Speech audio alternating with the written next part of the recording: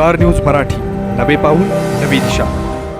पंचगंगा, कृष्णा आणि वारणा नद्यांच्या पाणी पातळीत वाढ। नृसिंहवाडीमधील दत्त मंदिराच्या सभा मंडपात पाणी पोहोचले।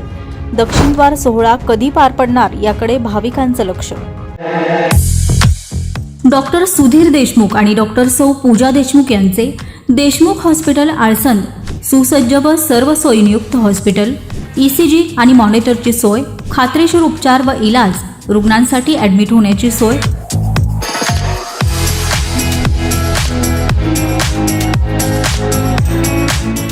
एक वेळ अवश्य भेट द्या आमच्या हॉस्पिटलला।